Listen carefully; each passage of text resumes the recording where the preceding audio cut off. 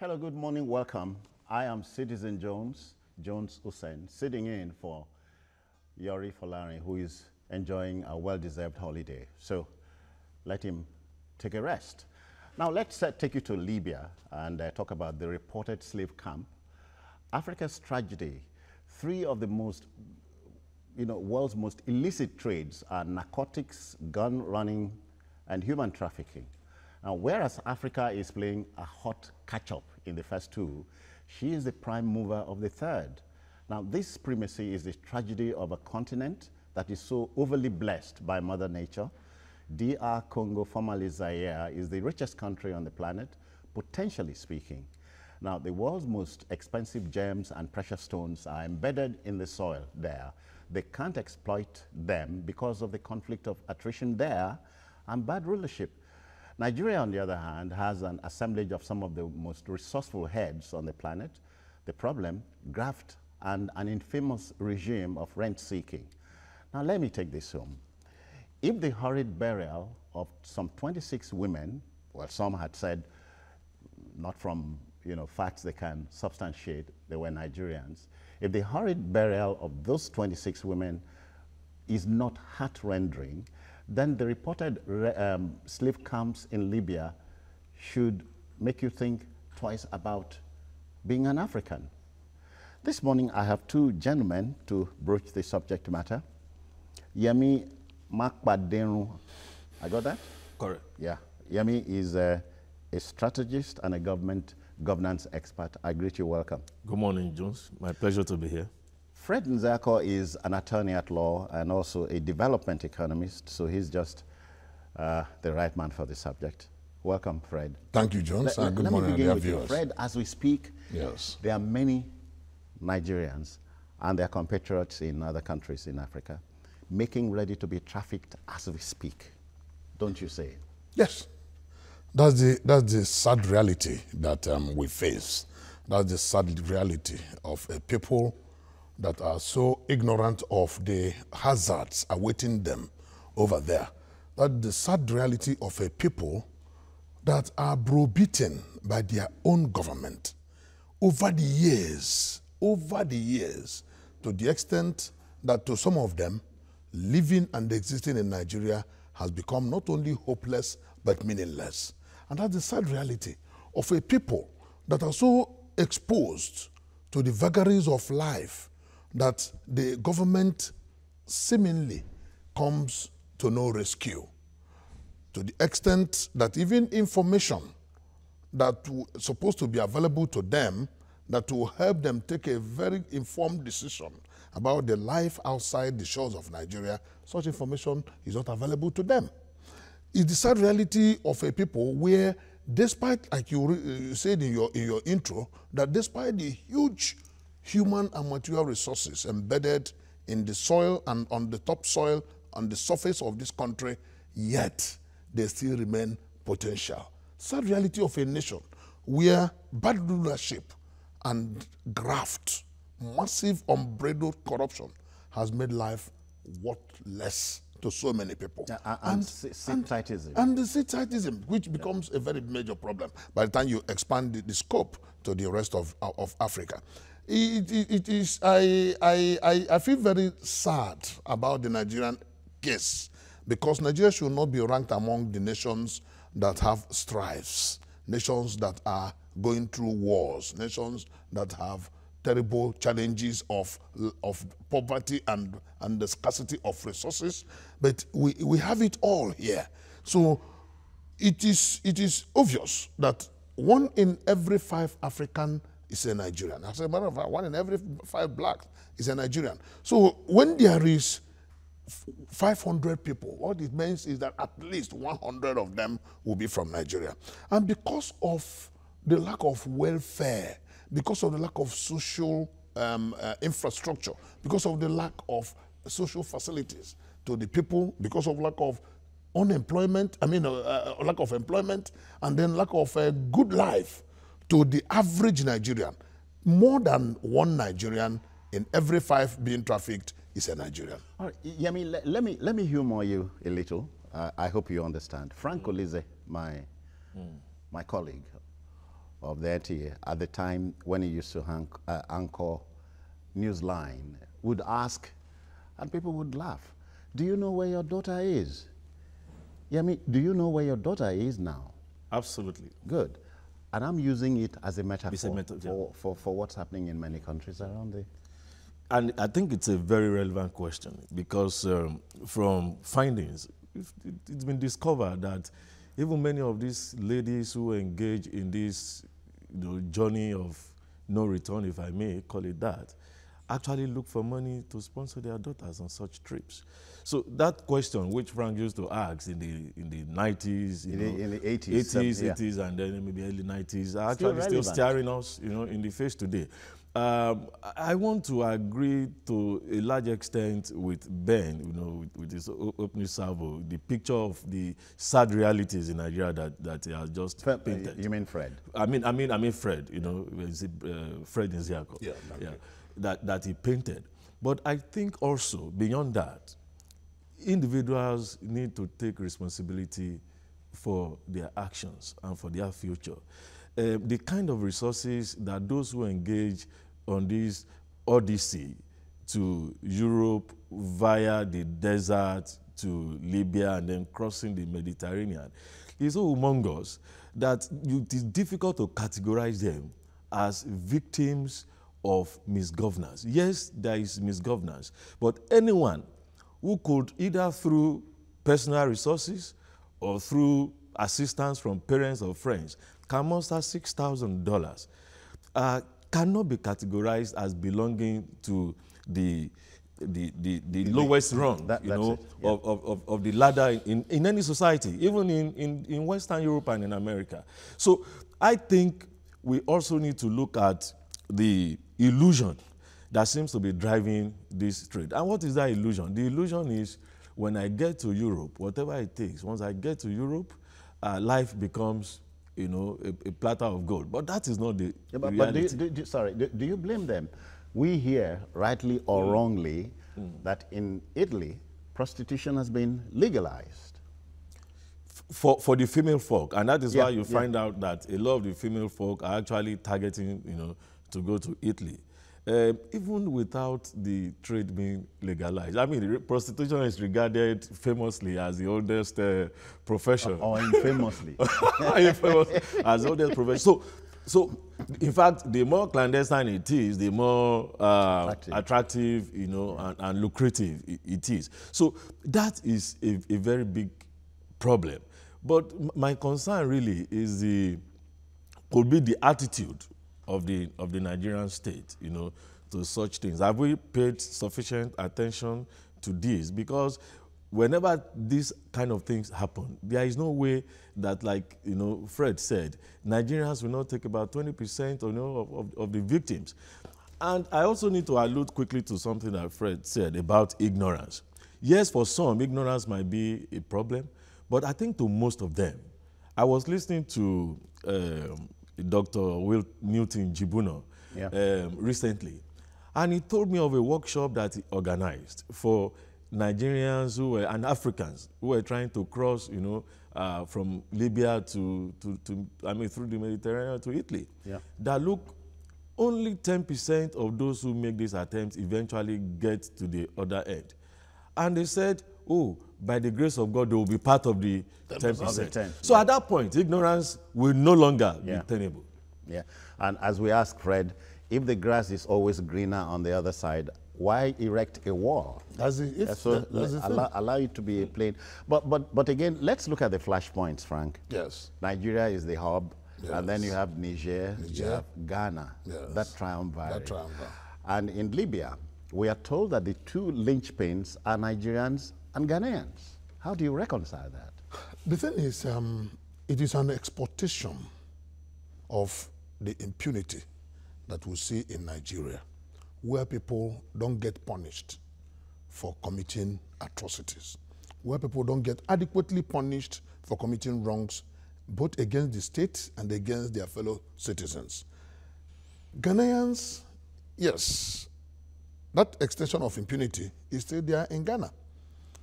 But the challenge now is this, where I begin to hold government accountable for all this is because the government knows better than the people. The government saves the people from self-annihilation.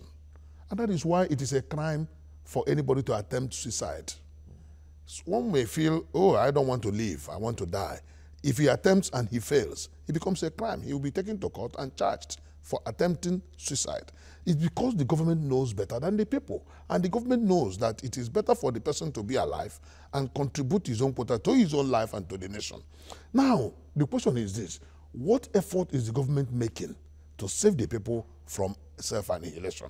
Those who, even if they claim that they don't know, or even if they claim that they know, I want to agree with Yemi that not all of them are pauperized because they raise funds. Some of them even sell their means of subsistence, say they are small-scale businesses, just to borrow funds from relations, just to embark on the terrible trip. Those holding down regular jobs. Yes.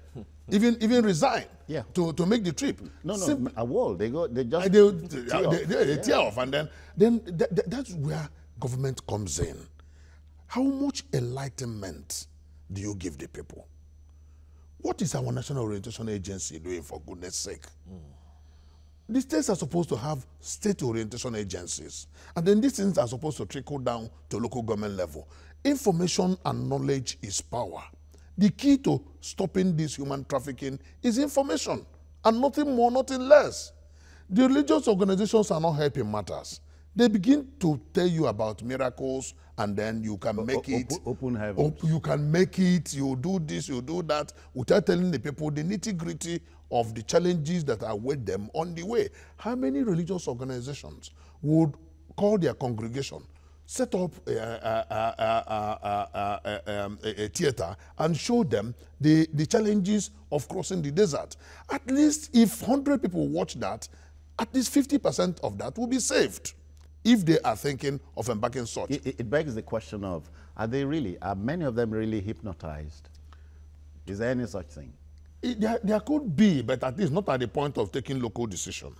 They could be hypnotized by the time they have left this soil, and then maybe at the transit camps, they are unable to come back. Even without any mythical or supernatural hypnotism, financial challenges could keep them down to the extent that they won't be able to come back. I've met a young man who told me that he almost died in Libya. That was way back in 1992, 93. Yeah. So this thing didn't start just yesterday. Yeah.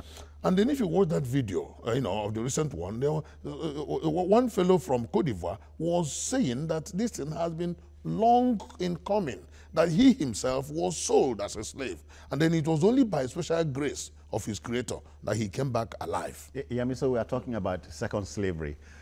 Rather than concentrate on the effects, let's look at the source, the cause now.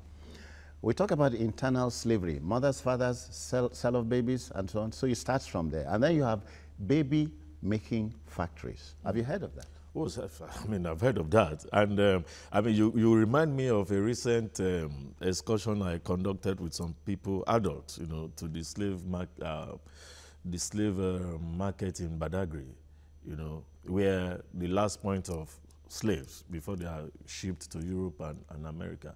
And some of them were close to tears. And I said, you need not cry, because even amongst us in this 21st century here, there is what we call modern slavery. Yeah. The only difference is the slavery that took place in the 17th and 18th centuries were forced slavery. People were caught and sold, to slave masters without their consent. But this time around, we actually use our own resources to procure, to willingly submit ourselves into slavery. But when I was saying that, I never thought that it had actually degenerated to this level, to this level where there is a virtual replay of what happened back then, where human beings are actually openly auctioned. I mean, two hefty young men auctioned for $400? Yeah, I mean, gentleman, a cynic who said he was a comedian, said, if them force us first time and wahala day, now we won't go. Why wahala go day? We'll take a break and return, please. Don't go away. We are looking at the Libya slave camps. Please stay.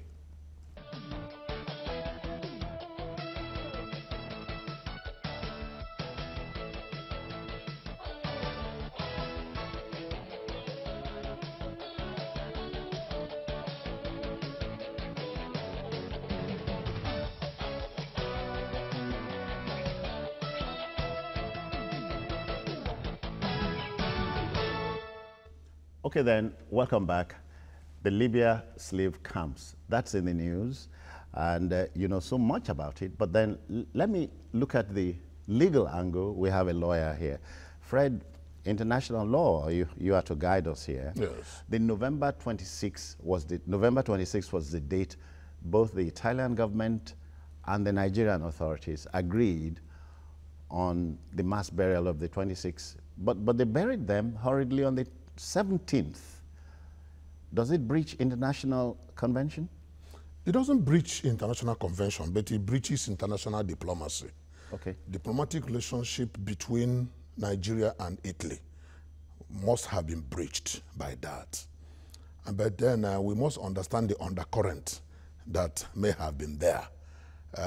Because there are accusations against the Nigerian government that it didn't timeously come to the aid of those people. And then even after their death, well, they couldn't have done much before their death because they died in the seas. And then, but after their death, the government was accused of not coming up immediately to take care of the bodies of the people.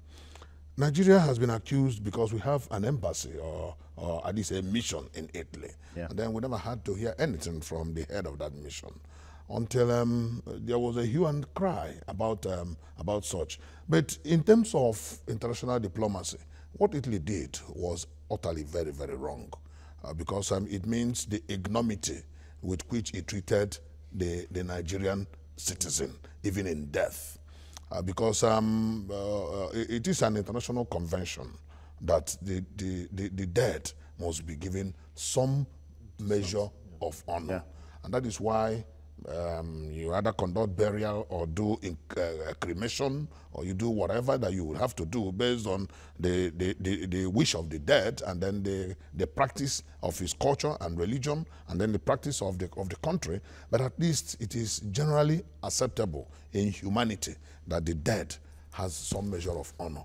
And then such honor was not extended to Nigerian people. I mean, were those 26 Nigerians. Even though there's argument to and fro whether the whole 26 are Nigerians, but at least even if 20 of them are Nigerians, in parentheses, you understand that the country of Italy, the nation of Italy, breached international diplomatic relations with them. And then such should not go without some measure of registering some discontent. Because if that is not opposed, the same treatment will be meted even to those who are alive and then living in Italy. Even if they are illegal immigrants, as long as they are human beings, they deserve some measure of respect. And why not? And state protection. And why not? Yeah, I mean, well, this is the season of conspiracies. So we look at the international conspiracy, that angle to the whole saga. The European Union, at a time when the crossing of the Mediterranean became, seized the headlines. Some countries, country by country, gave a mark. Look, beyond this figure, we won't allow any, and so, from England to Greece, I think. Aren't you seeing this angle to it? What do you, at a point like this, what do you expect the European Union to do? Yeah, I think, yes, you might say international conspiracy or Western European conspiracy against these migrants trying to cross from the Mediterranean. But Italy, because Italy was the hub of these activities, most of these illegal immigrants actually enter Europe through Italy. And so the Italian government actually entered into some form of agreement with rebels in Libya to prevent these migrants from crossing over to Italy. And just last week, you know, a private businessman came out with a proposal to the government of Italy that for a fraction of what to pay these rebels, you know, to prevent people from crossing, and thereby subjecting them to inhuman treatment, I can do this for you, build detention camps, confer some dignity upon them, and then you just pay me a fraction of what to pay. So that already exposes the fact that perhaps some other countries other than Italy have similar agreements, even with the ship owners, the vessel owners. Yeah. Because what I also, you know, understand happens is that when they take these people from Libya, as they approach Italy, they push them into the water. It's not all the boats or ferries that capsized. Many of them were just pushed into the... Or torpedoed, if you like. Or torpedoed, yeah, because, I mean, they needed to retain their licenses for conducting legitimate business, because what they were doing is not a legitimate business. But these are some of the dangers that these would-be victims were oblivious of, or maybe were just hoping that it won't be, you know, their fate, you know, that perhaps they will get a God-fearing, you know, vessel, you know, conveying them. But the truth of the matter is that Europe is wary of influx of migrants, not just from Africa. In fact, they seem to pay more attention in terms of, they seem to be more receptive to migrants who are fleeing troubled zones like Syria and the rest of them than, you know, than Africans. Especially in peacetime. Especially in peacetime, yes. Fred, still holding on to the same thread. Yes. The US-backed Libyan government has said it would go into the root of the matter and punish culprits. You trust them? I don't. Absolutely, I don't. Because if you listen to some of the victims, from their tone and from their experience, you could see some tints of racism in such things. Because 95 to 99% of the victims are blacks. And it doesn't mean that it is all El Dorado in North Africa, where their color is white, or I mean, where their color is fair. But you will see, those who have been victims will tell you that there is a lot of racism against them.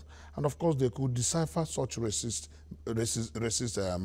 treatment from the statements that come out from the mouth of their oppressors, their kidnappers, and then those criminals who traffic them.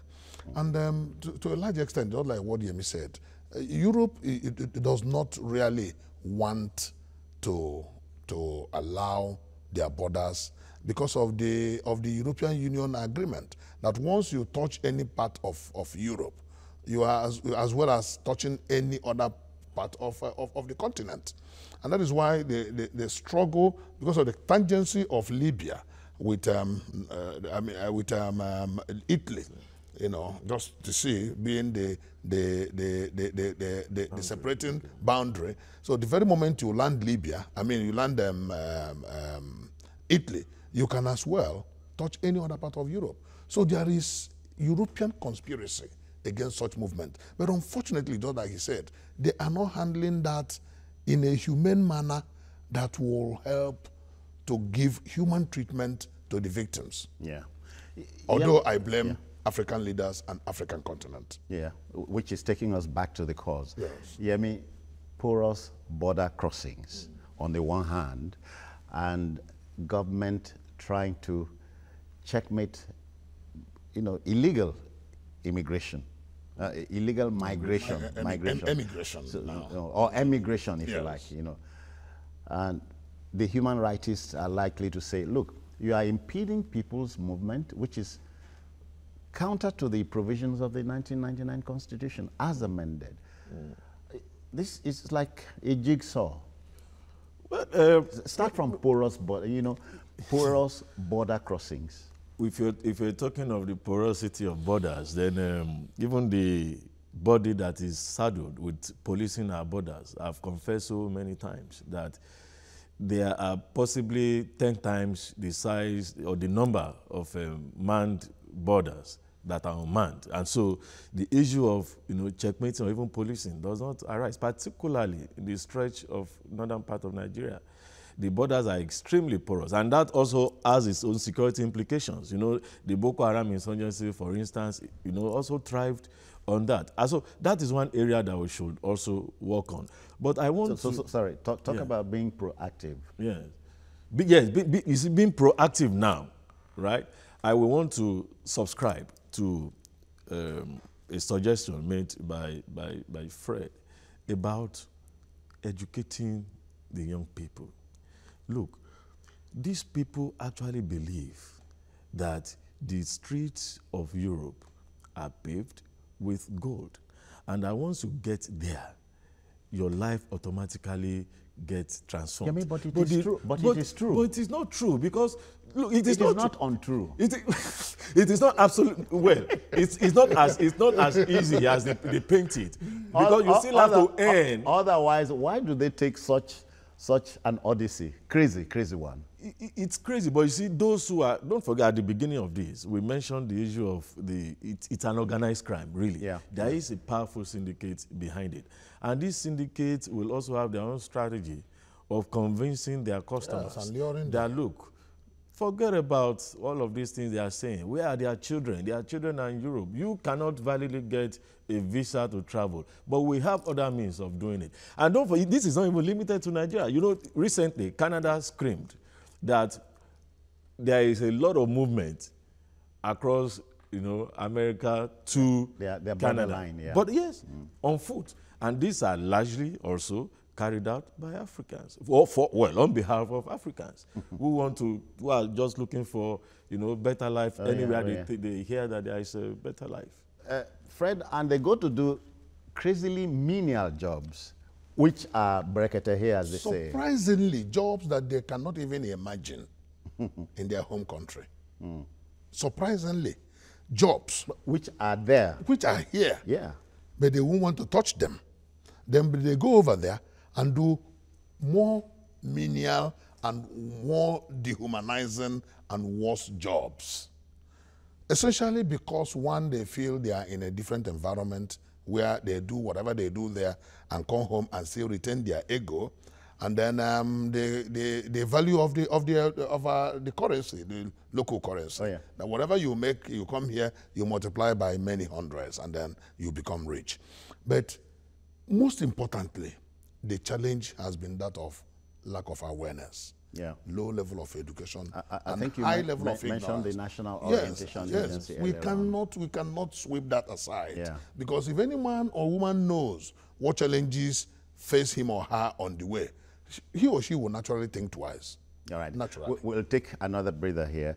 But let me humor you. In the Calabar angle, in our waters, in the Calabar area, it is said that smugglers were being chased by Navy personnel, and one particular boy hung onto a bale of okrika dresses, and the naval officer put him on board and said, if you got killed, and the boy asked him, supposing I take this bale reach land, let's go on this break and come back.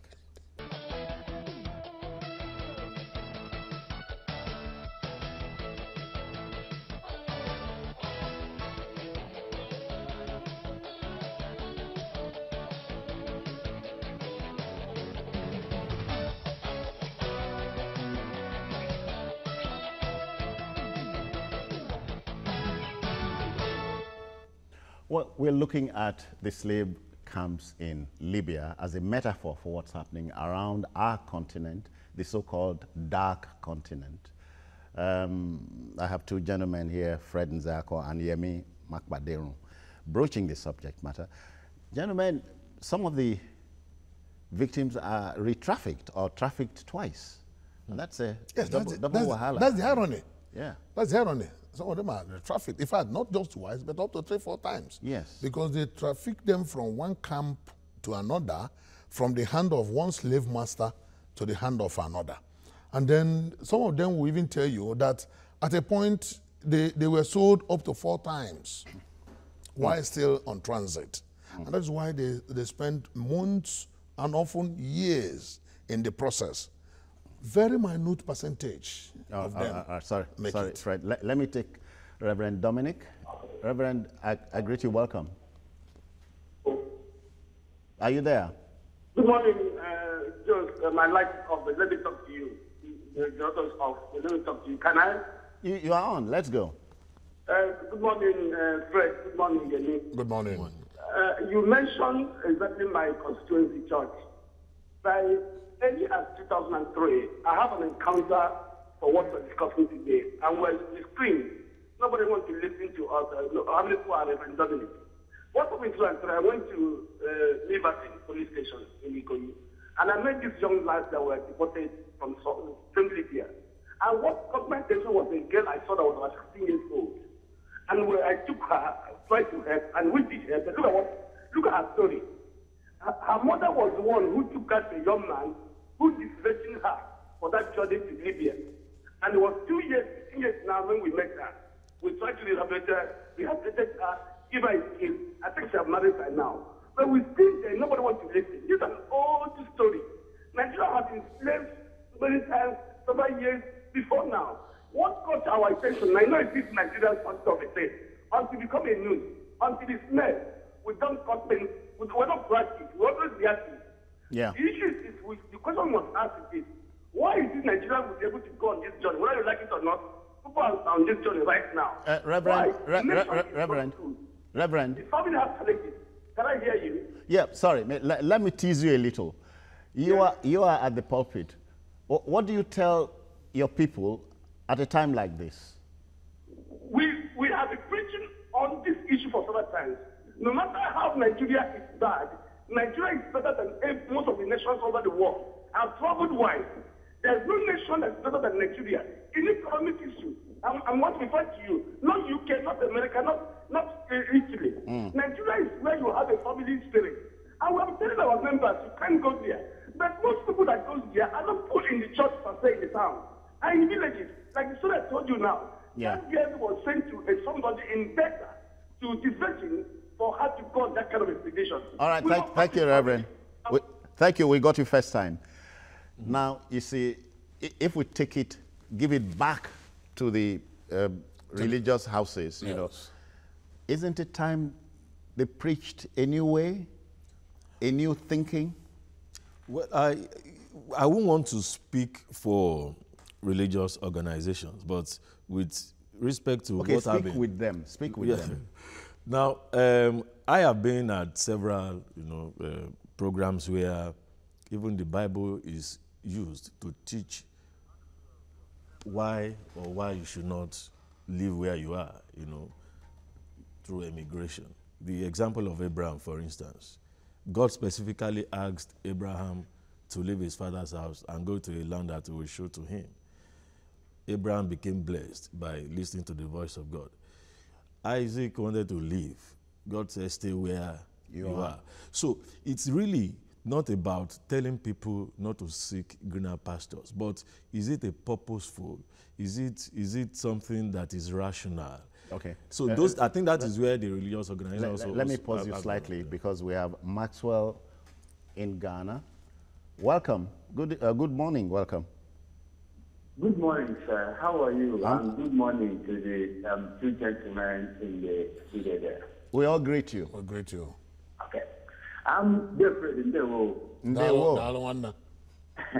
You see, I just want to say a little bit. I do not know how to, put them together so that my time will be enough to say that. It's long before now, during my active service in the Nigerian military, I had the opportunity to do my counterterrorism course in Benghazi barracks in Libya, Tripoli. This slave trade did not start today. It started way before Gaddafi was there. Even when Gaddafi was there, it was there. But it was not in the open as it is now. It is the overthrow of Gaddafi that made all these things to come up like, some sort of oil beam plant that was just planted on the riverside. That is exactly what happened over there. In Libya, they were not suffering. There's nobody. If you have been, I was there for a whole 1 year running my course. If you go to Libya, in fact, when you get married, they give you certain amount of dinar just to maintain yourself and buy a house for yourself. Yeah. Petrol was 0.1% dinar. Okay. Interest rate from the bank is zero. He don't pay nothing. That was the reason why the West were against him. And being who he was even arrogant too. The cause of his problem was when he paid his Waterloo was the time he received that locally bomber. All right. And gave him an executive Maxwell, welcome. Maxwell, that's his problem. We thank you so kindly. Gentlemen, let me also give you another story. A relative of mine years back said when he got to America and had to work in an old people's home, he longed very much for Nigeria, but that he had to wait to collect the dollars and come back. He came back, and I teased him, when are you going again? He said, God forbid, God forbid. That message is not there anymore. It's not there anymore. God forbid. When it has been overtaken by not my portion. Yes. That's the challenge. It's not your portion. It's not your portion. And there was something Remy said earlier, which I like to reiterate, that when the leaders of the country who have the authority to lead and then position the nation on a better threshold, when they have their own children abroad, and then virtually all of them will have their children schooling abroad, that's where it becomes easy to lure the children of the poor from various villages to also go abroad without knowing that the route is different. It is the route that makes the difference. All right, let me quickly take Hassan. Hassan here in Lagos. Welcome. Good morning. Morning, welcome. Good morning, Mr. Fred, and good morning, Mr. Yanima Paderu. Morning. Please, this issue of slave trade and what have you in Libya and all the routes with Europe is not a new thing in Nigeria. And what we should be looking at, we should be looking at the historical antecedents of it. What led people for this mass exodus from Nigeria to Europe and what have you? And they ended up in slave camps. What is very clear, go to Benin in Edo State, go to Warri in Delta, and many other areas in Nigeria. It's an in-thing. Because there are some homes, whenever they see flashy homes, they call them Italo in Benin. And people took you. They took clue from all this. And it's about ego. It's about getting rich quick. And this is December period now. You will see people, our brothers from Edo, from Eastern Bloc, and from other areas in Nigeria, in Lagos here, coming back home to display their wealth. Yeah. Without even knowing the sources of the wealth. That is what is happening. Thank you. People see it as an opportunity. Okay. People take clue from what happened in the society. We should begin to look at ourselves. Thank you, and Hassan. ask ourselves the question. Thank you, Hassan. Now, let's come back home. Yes. The cause. Many African countries, excepting Ghana, became independent in the 60s and so on. First half of the 60s, a great many countries in Africa were independent. You expected them to build on the independence, given the fact, as we agreed earlier on, that almost from Cape to Cairo, you have resources that, if well managed, will keep Africans in their countries. Well, unfortunately, there are many perspectives to this. Why is Africa underdeveloped? There are those who believe that Africa was deliberately underdeveloped by Europeans, but some of us are pragmatic and we say that, well, this is self-inflicted. Because if you have all that you require as resources, and the only missing link, is leadership, that is where the crisis comes from. And to go your own way, to be a bit some sarcasm here, somebody once said every part of the world was complaining to God. Why did you give so much to Africa in terms of resources? I say, you guys don't know anything. I'm giving them all of this, but they don't have, leaders to harness all of this. And I think that is really the core of the whole issue, because majority of all of these guys traveling abroad are economic migrants. I would have been constrained to ask that God of the person to put it in his pipe and smoke it. Well, I'm not a theologist. So it's not. We are not talking about the supreme force. Fred, you know, we can't play. Oh, sorry. Lawrence is waiting in the UK. Lawrence, welcome. Hello, Lawrence. Yeah. Good morning. I just want to tell you that the issue of this slave trade. It's not a new thing like others have said, which is true, and the problem is just the leaders of the African continent, so-called African continent, to which we all come from. If you can imagine the jobs that people do in abroad here and make money and send back home, if we are allowed to do such a job at home, with all the will and power that we put in here, Africa will be better. But the leaders are not there to work with the people. They work with the masses. You know, like most of them works now are not being paid. If I'm meant to be cleaning the street of Lagos and I'm being paid my wages as at Wednesday, there is nothing that will make me to run away from my own country. Yeah. But take it as an instance where somebody will work and not being paid salary. Why should somebody work and not being paid? Yeah. And the big man will just take you for granted and say, go and talk to who you want to talk to. Because nobody is there for the masses. Yeah, Lawrence. That is the problem of. Yeah, Brother Lawrence, just before you go away, may I tease you a little? Hello, Lawrence. Are you there? I'm here. Yeah. What took you to the UK? Yeah, myself, I'm a photo journalist before I left Nigeria, and I know the organization I work for. They didn't pay me for how many months? And at the end of the day, he was even calling me a thief for coming to work. So why shouldn't you pay me? You didn't pay me for almost 8 months. You know, we were working for them then, and their children are over in this country enjoying themselves. Flying first class, coming to celebrate birthdays in Nigeria with other friends, and when we use the organization motor the vehicle to go and carry them, and while we are trekking to get the reports done for him, he makes a lot of money. He was a former senator then, but he didn't pay. He didn't pay wages. So, but when I got the opportunity to travel abroad, I traveled, and I was being paid, for the same job that I do, and I'm being paid money for it. Okay, but why didn't I leave? Yeah, but excuse me for this last one. You were not trafficked.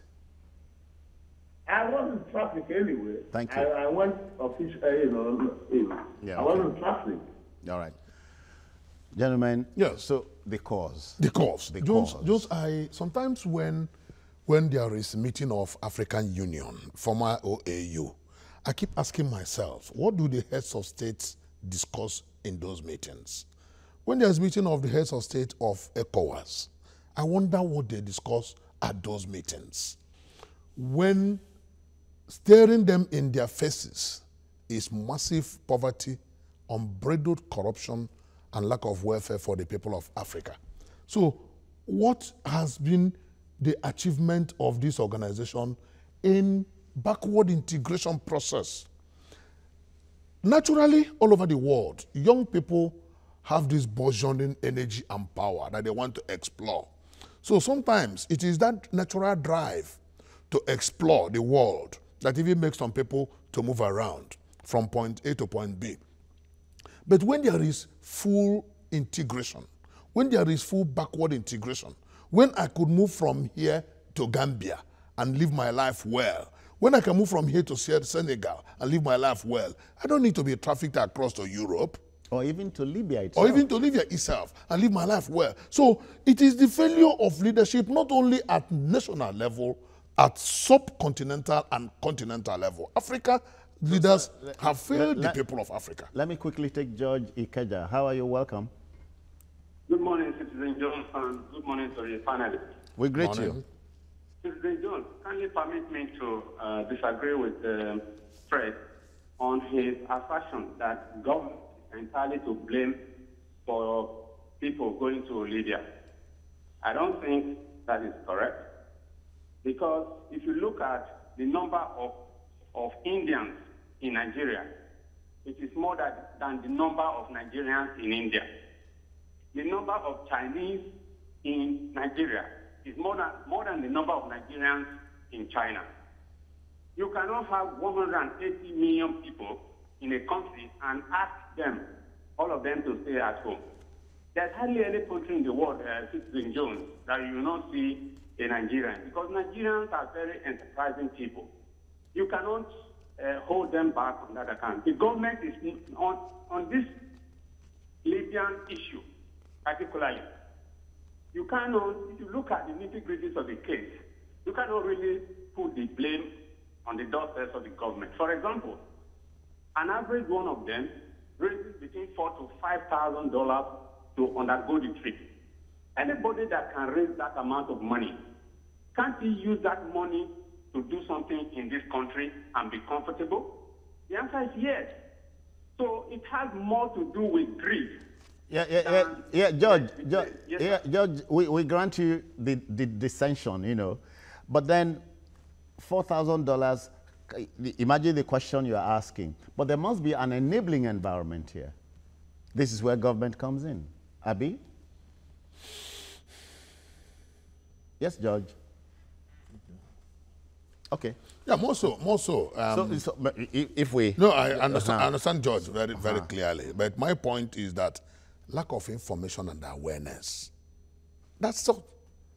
That's why I said the government should save the people from themselves, from self-destruction, from self-annihilation in embarking on such odious and terrible trip. Because a large number of them are essentially ignorant of the risks ahead of them. And then, being that government knows more and better than the people, government has the responsibility to educate them. And that is where I even call on not only the government, but all other organizations, religious and faith-based organizations, and even traditional institutions that have opportunities to change the mindset of the people. All right, Fred, let me take you to Abubakar is in Cairo? Yes. Yeah. Oh, Kano, I'm sorry. Kano, welcome, Abubakar. Yeah, hello, good morning. Good morning, gentlemen. We greet you. Yes. My contribution is that let us look the reasons for risky business. Simply because of bad governance, no committed leaders, and there is no equitable distribution of wealth. In fact, Nigeria is blessed with human and resource. Better luck next time, Abubakar. Yeah, but he hit it on the head. Yes, he talked about governance. Good governance is critical. Provides an enabling environment. All of that are critical. But like Fred said, you also have the social aspect of it. You see, you have the political, you have the economic, you have the social. He's talking about the breakdown of our values, rich quick syndrome, and of course, education. You see, I've not profiled those who are engaged in this kind of odious journey, to borrow Fred's terminology.